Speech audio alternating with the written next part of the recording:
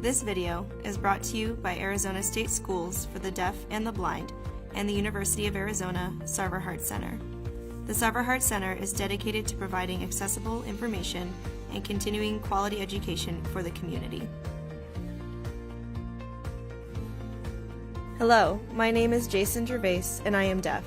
I am from Phoenix, Arizona, and I have been teaching ASL since 2015 at the University of Arizona and Pima Community College. Knowing chest compression only CPR is an important skill to have because cardiac arrest can happen to anyone, any place, and at any time.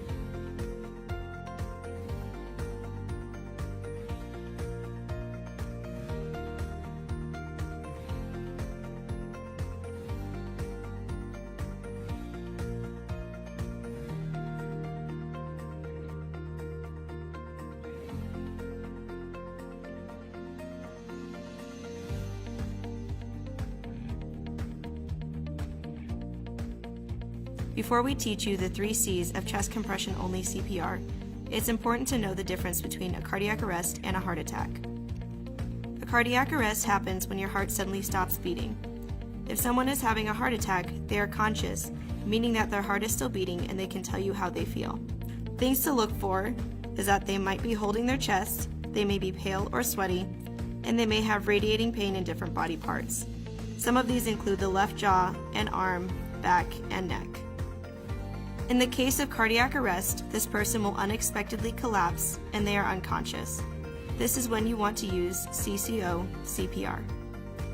When cardiac arrest happens, use the 3 C's: check, call, and compress.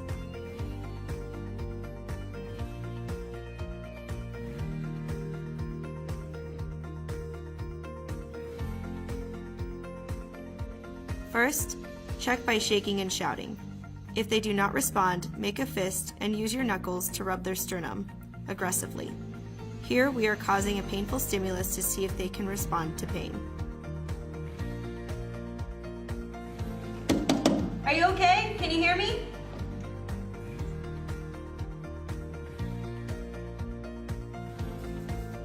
The next step is to contact 911. In this step, we want to initiate emergency response by asking someone to call 911. Text or calling depends on the state or city, so check if you can text or call 911. At this point, we also want to tell someone to go find an AED.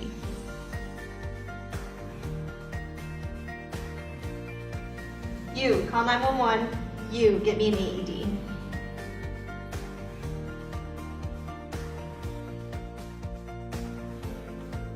Kneel next to the patient with your knees touching their arms.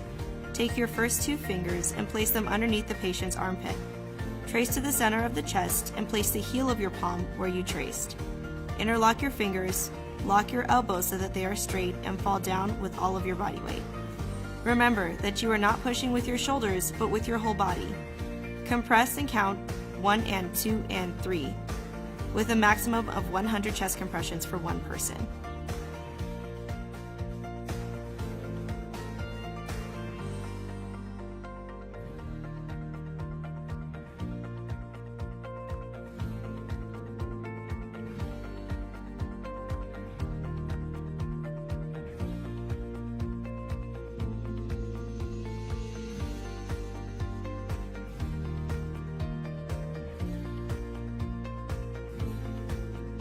When in doubt, use chest compressions. However, chest compression only CPR should not be used on children under 8 and people who have had an obstruction to their airway. This includes choking, drowning, and drug overdoses. In these cases, use traditional CPR, which is 30 chest compressions to 2 breaths. If you are alone, first contact 911.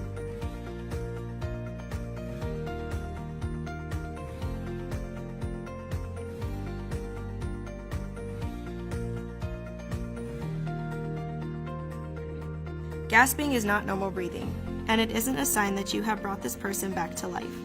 Gasping is inconsistent breathing, and the patient may be moving or violently gasping for air. Instead, this is a result of the brain receiving some blood and trying to restart the respiratory system. Do not stop chest compressions. Chest compressions are difficult, so switch off on chest compressions with someone every 100 chest compressions. Communicate with your partner as they count down from 5 or 3 when you are ready to switch. Do not stop chest compressions until emergency services arrive.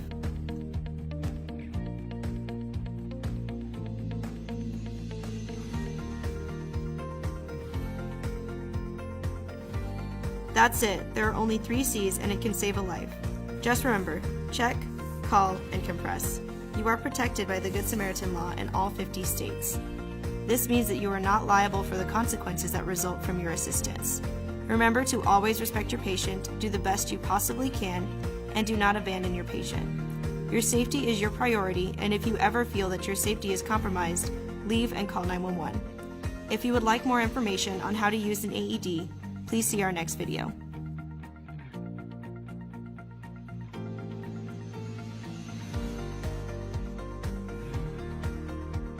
Thank you for watching.